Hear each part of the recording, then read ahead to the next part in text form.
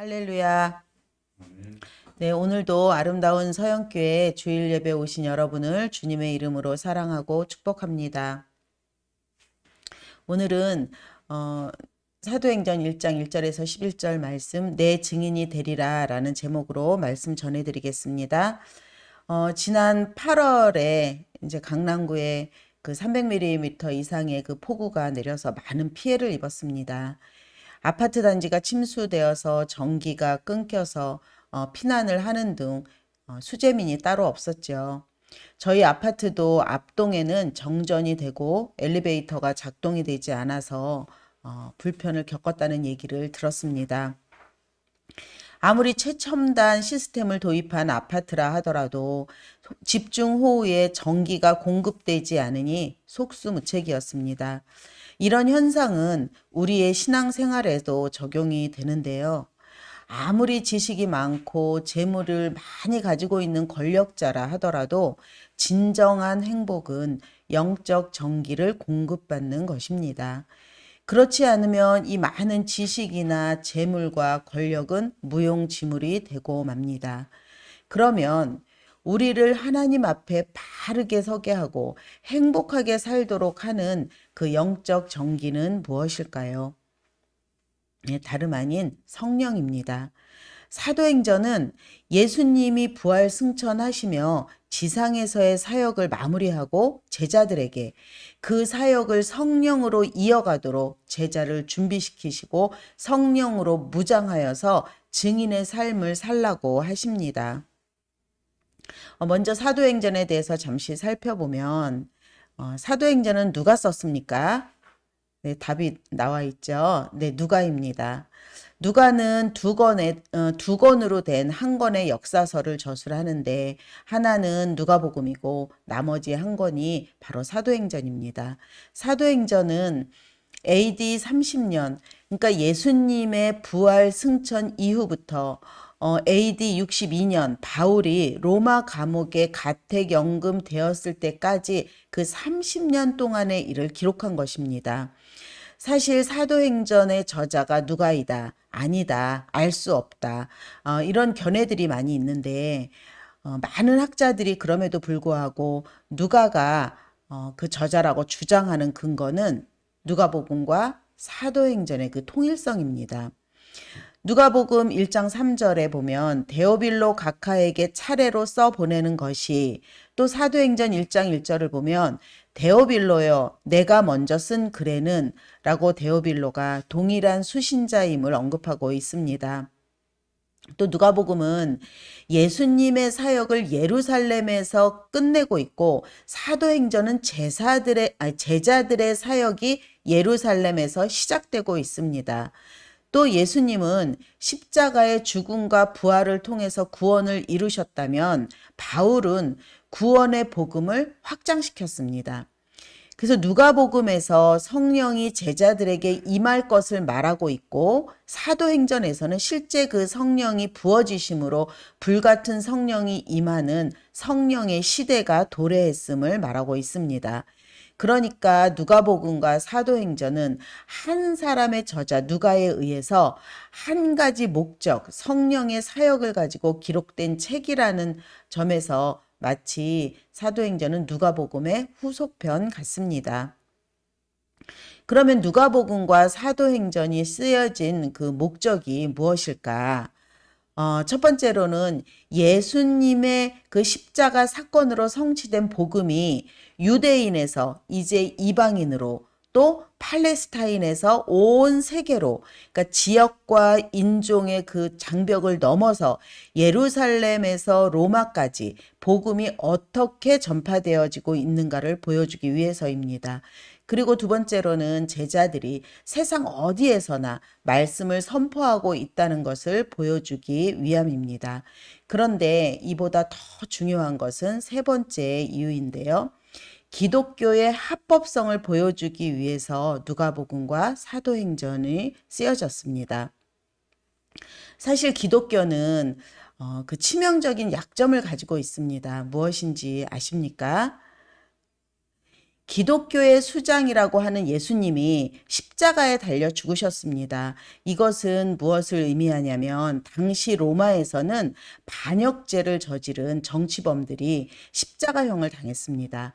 그런데 예수님이 인류를 구원할 뿐이니 그를 믿으라고 하는데 법과 질서를 중요시했던 당시 로마인들에게는 상식 밖의 일이었지요. 누가복음 23장에 보면 예수님이 빌라도에게 세 가지 이유로 고발을 당하는데 백성을 미혹한다. 그 다음에 가이사에게 세금을 내지 못하도록 금하였다. 세 번째는 자칭왕 그리스도라고 하는 것입니다. 그런데 예수님은 결코 백성을 미혹하지도 않았고 또 가이사의 것은 가이사에게 하나님의 것은 하나님에게 라고 말씀하시면서 가이사에게 세금 내는 것을 금하지도 않았습니다. 마지막 자칭왕 그리스도라는 것을 빌미로 예수님을 정치범으로 몰아서 이렇게 죽이게 되는데 그때 빌라도가 누가복음 23장 4절에 보면 이 사람은 죄가 없도다.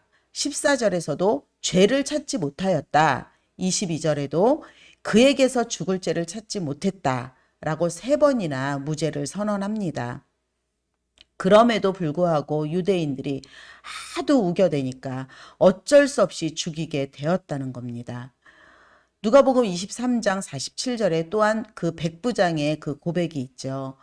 이 사람은 정령 의인이었도다 라고 표현하고 있는데 여기서 의인이라는 말은 의로운 사람이 아니라 무죄한 사람이라는 뜻입니다. 예수님을 정치범으로 몰아서 억울하게 죽었지 결코 로마에 그 반대하는 적대적인 세력이 아니었다는 것입니다. 사실 기독교가 불법적인 종교가 아니라 합법적인 종교라는 것을 증명하기 위해 누가복음에 이어서 사도행전에서도 계속 말하고 있는 것입니다. 오늘 본문을 통해서 예수님의 위대한 사역이 제자들을 통해 펼쳐지고 계속 이어져 가고 있는데 그 원동력이 무엇인지 살펴보도록 하겠습니다. 첫 번째로는 예수님의 위대한 사역이 이어지도록 제자들을 준비시키십니다. 누가는 사도행전을 시작하면서 예수님이 행하시고 가르치심을 시작하실 때부터 승천하신 그 날까지의 기록을 회고하면서 오늘 본문이 시작됩니다. 사도행전 1장 1절에서 2절입니다. 데오빌로여, 내가 먼저 쓴 글에는 무릇 예수께서 행하시며 가르치시기를 시작하신부터 그가 택하신 사도들에게 성령으로 명하시고 승천하신 날까지의 일을 기록하였노라. 예수님은 사역을 이어가시기 위해서 제자들을 준비시키시는데 2절에 택하신 사도들 이라는 말은 예수님이 사도들을 택하셨는데 여기서 택하다라는 말은 그 헬라어 에클레고로 누가복음 6장 13절에 12사도를 택할 때 그리고 가룟 유다의 빈자리를 채우기 위해 마띠아를 택할 때 그리고 부활하신 예수님께서 아나니아에게 바울에 대해서 말씀하실 때도 사용되었습니다. 사도행전 9장 15절을 봅니다. 이 사람은 내 이름을 유대인과 이방인과 임금들과 이스라엘 자손들에게 전하기 위해서 택한 나의 그릇이다. 이처럼 모든 사도들, 12제자나 마띠아나 바울이 스스로 청거하거나 어떤 사람이나 교회가 임명한 것이 아니라 제자들을 직접 예수 그리스도께서 개인적으로 택하여서 임명하였다는 사실을 강조하고 있는 것입니다. 이 말 속에는 예수님이 제자들을 직접 택하셨기 때문에 예수님의 그 성령의 권위도 함께 주어졌다는 것을 알 수 있습니다. 우리는 어떻습니까? 예수님이 부활승천하시고 제자들에게 예수님의 복음 사역을 이어가게 하셨는데 우리 역시도 하나님이 부르셨습니다. 우리가 하나님을 선택하고 우리가 하나님을 믿어서 이 자리에 있는 것이 아니라 하나님께서 먼저 우리를 콕 찍어서 선택하여서 예수님의 복음 사역에 동참하도록 우리를 부르신 것입니다. 그리고 우리에게 하나님의 사명을 감당하도록 성령으로 권위도 주셨음을 믿으시기 바랍니다. 네, 3절입니다. 그가 고난받으신 후에 또한 그들에게 확실한 많은 증거로 친히 살아계심을 나타내사 40일 동안 그들에게 보이시며 하나님 나라의 일을 말씀하시니라. 제자들에게 예수님께서 친히 자신을 보여주십니다. 예수님이 부활하신 후 40일 동안 제자들에게 나타나셨지만 제자들은 잘 받아들이지 못했습니다.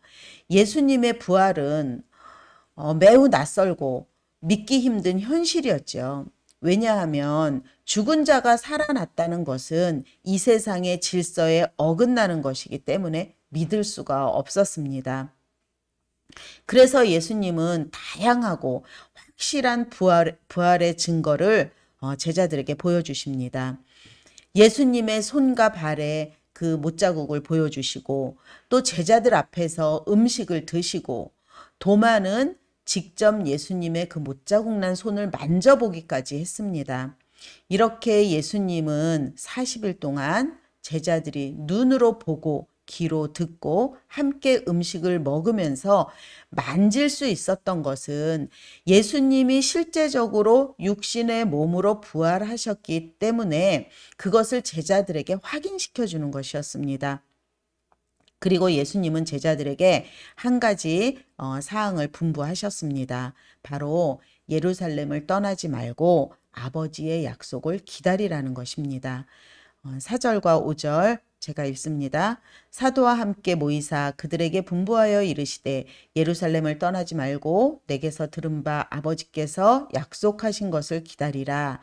요한은 물로 세례를 베풀었으나 너희는 몇 날이 못되어 성령으로 세례를 받으리라.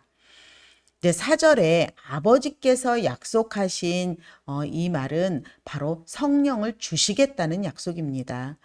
제자들을 사역의 현장으로 내보내기 전에 먼저 성령이 그들의 마음을 만져서 부드럽게 하고 값없이 받은 은혜에 감사하며 두려움이 없이 주님의 뜻을 따르겠다는 결단을 하게 되죠.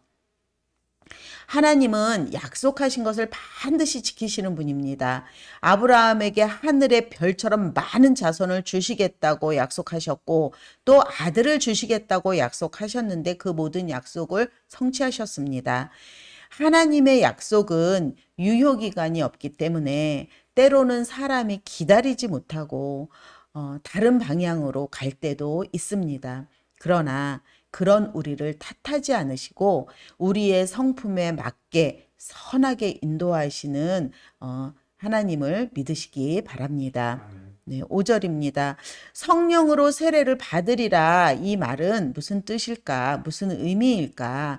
그것은 내주하시는 예수님의 지배를 받아 성령으로 충만하라는 것입니다.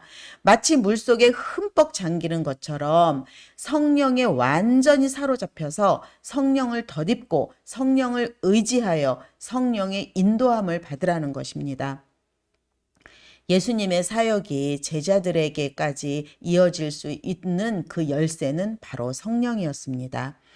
예수님이 부활 승천하심으로 지상에서의 사역이 마무리되고 제자들이 사역을 이어가는데 성령을 주시겠다는 약속의 성취입니다.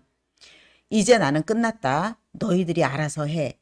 이런 무책임하게 예수님이 떠난 것이 아니라 성령을 통해 제자들의 사역에 예수님이 함께 하시겠다는 것입니다. 사도행전은 성령에 대한 약속, 성령의 은사, 성령의 부르심, 성령 세례, 성령 충만 등이 언급되고 있는데 예수님이 그의 제자들에게 약속하신 성령을 계속 적으로 함께 일하고 계시겠다는 것을 보여주고 있습니다. 그래서 사도행전을 성령행전이라고 부르기도 합니다. 이렇게 예수님의 사역이 이어갈 수 있도록 첫 번째로 제자를 준비시키셨고 두 번째로는 성령으로 무장해야 한다고 말씀하십니다.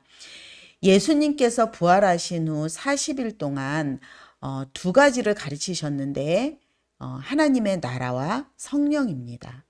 그럼 하나님의 나라와 이 성령이 무슨 연관성이 있을까 생각하실 텐데요.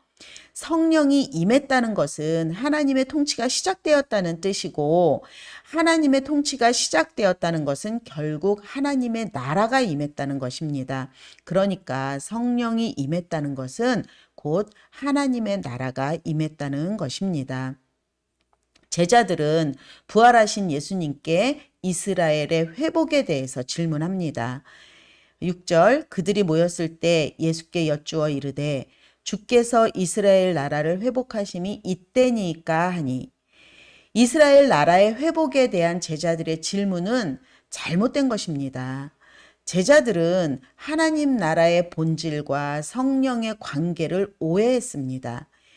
이스라엘 나라는 하나님의 나라가 아닌 이스라엘의 민족적 그런 나라를 건설할 것을 기대하고 이야기한 거고요.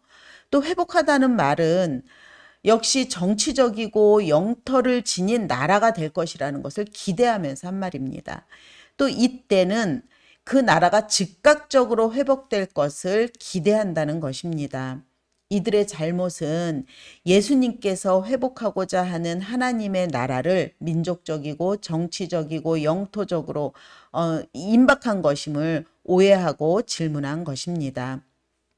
당시 이스라엘은 로마의 그 통치 아래 있었기 때문에 예수님이 부활하시기 전까지 제자들의 관심은 오로지 이스라엘이 로마로부터 정치적으로 독립하는 것이었습니다.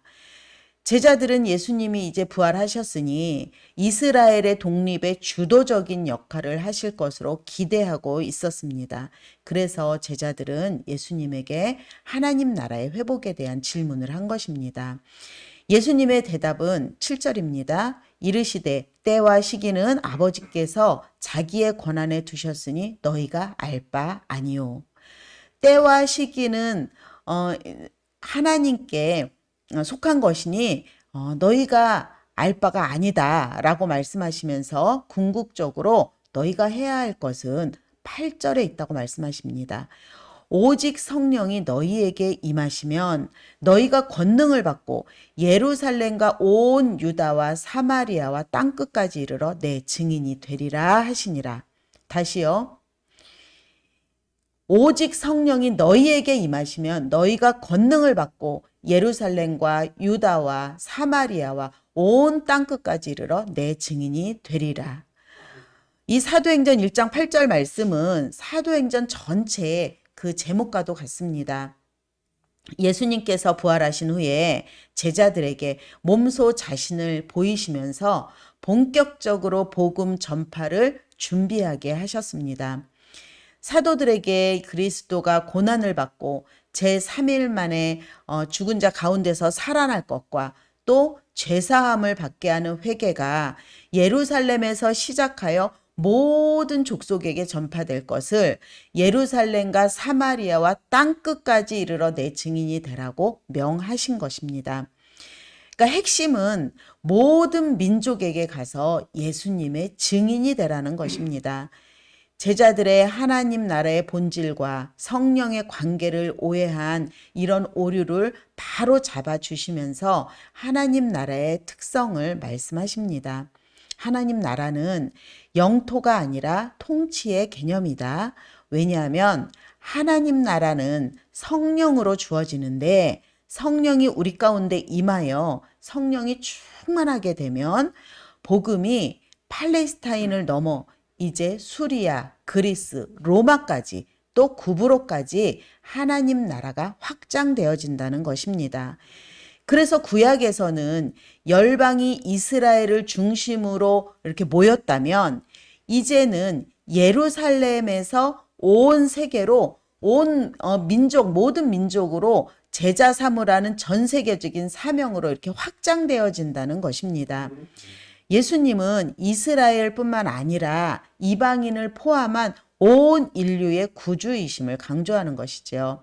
그러면서 로마 제국 내 기독교인들에게 믿음을 굳건히 서게 하는 동시에 또 믿지 않는 이방인들을 믿게 하려는 것입니다. 예수님의 이렇게 사역이 이어지면서 첫 번째로 제자를 준비시키셨고 또 성령으로 무장해야 된다고 말씀하시고 세 번째로는 이제 복음의 증인의 삶을 살라고 하십니다. 제자들에게 주어진 사명은 복음을 땅끝까지 전하는 것이었습니다. 증인의 삶을 살라는 것이지요.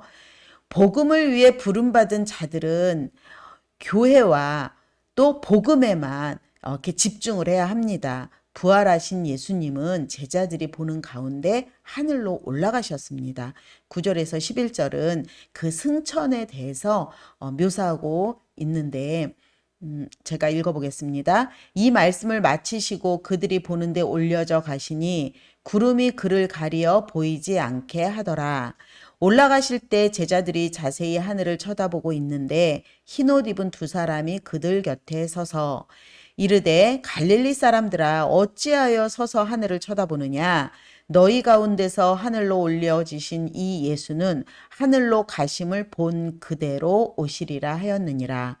제자들은 예수님의 승천을 목격했습니다. 위로 들려 올려 가셨고 구름이 그의 발 아래 모여 그를 가렸고 제자들이 시야에서 사라졌습니다. 이렇게 복음 증거의 사명이 제자들에게 위임되고 승계되었습니다. 하늘을 바라보던 제자들에게 두 천사가 나타났습니다. 10절을 보면 흰옷 입은 두 사람이라는 표현이 나오는데 여기서 그 두 사람은 예수님이 승천해서 올라가실 때 제자들이 자세히 하늘을 쳐다보고 있는데 땅이 아니고 하늘에 흰옷 입은 두 사람이 있는 겁니다. 그러니까 누구겠습니까? 당연히 천사죠.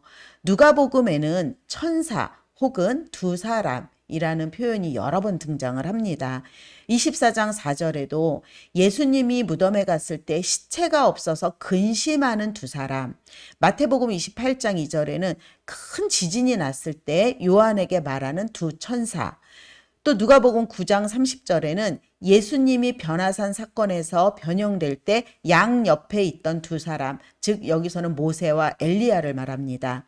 중요한 것은 이게 누구냐, 사람이냐, 천사냐가 아니고 예수님의 증인으로서의 역할을 했다는 것입니다. 예수님의 죽음을 예고하고 예수님의 부활을 증거하고 예수님의 재림에 대한 그 약속을 한 사람들이라는 그 메시지를 전하고 있는 것입니다. 여기서 또 다시 제자들이 그 잘못된 모습을 볼 수가 있는데요.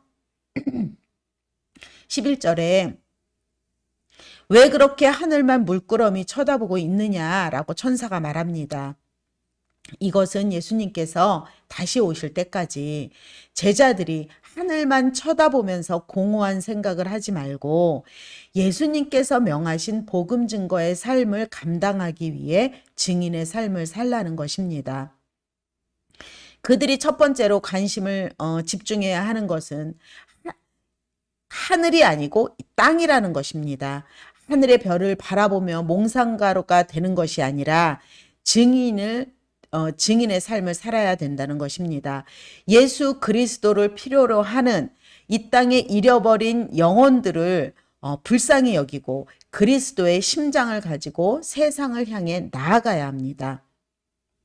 물론 우리는 시민권은 하늘에 있고 우리는 하늘에 소망을 두고 사는 것이 맞지만 세상 일에 전혀 관심이 없고 여기가 좋사오니 가만히 앉아 있는 사람들이 되어서는 안 되고 적극적으로 복음을 증거하는 삶을 살라는 것입니다. 사랑하는 여러분, 우리의 신앙생활도 마찬가지입니다. 우리는 너무 분주하고 세상의 이슈들에 너무 관심이 많습니다. 머릿속으로 우리가 무엇을 먹을까 이렇게 생각을 하다 보면 어느새 그 핸드폰으로 맛집을 검색하게 되고 하루 종일 음식만 생각하게 됩니다. 그러나 내가 오늘 만나는 사람들에게 어떻게 복음을 전할까라고 생각을 하면 복음을 전할 기회만을 찾게 됩니다. 1986년에 그 개봉됐던 영화 미션은 스페인과 포르투갈 사이에 체결된 마드리드 조약으로 인해서 위기에 봉착한 원주민을 하기 위해서 일어났던 그 실화를 바탕으로 한 영화입니다. 이 영화의 주제곡인 가브리엘 오보에라는 그 미션이라는 영화 작품보다도 더 유명한 영화 음악이 있죠. 이 곡에 가사를 붙인 넬라 판타지아 역시 전 세계적으로 사랑받는 곡인데 그 이유가 있습니다. 영화 음악의 거장인 엘리오 모리꼬네는 이 곡을 만들기 위해서 남아메리카 원주민들이 사는 지역에 가서 2년 동안 그 구석구석을 돌아다니면서 원주민들과 생활하고 그곳에서 영감을 얻어서 탄생한 곡이라고 합니다. 2년 동안 원주민들과 생활하면서 불편하고 어려움은 이루 말할 수 없었을 것입니다. 그러나 그 감미롭고 애잔한 그 아름다운 선율의 곡을 위해서 겪는 불평과 어려움은 문제가 되지 않았습니다. 우리는 예수 그리스도의 대속적인 죽음으로 구원을 받았습니다. 예수님은 우리를 위해 목숨을 아끼지 않으셨습니다. 그 희생의 사랑으로 우리는 영원한 생명을 얻었습니다. 그리고 예수님의 죽음과 부활의 증인의 삶을 살라고 명받았습니다. 세상 가운데 나가서 적극적으로 복음을 전하면서 선한 싸움을 싸우는 그런 삶을 살아나가야 합니다. 그러나 우리의 힘으로는 할 수 없으니 성령님 의지하며 선한 싸움을 싸우고 승리의 삶을 살아가기를, 승리의 삶을 살아내기를 소망하는 저와 아름다운 서영교회 성도님들 되시기를 간절히 바랍니다. 아멘. 기도하겠습니다.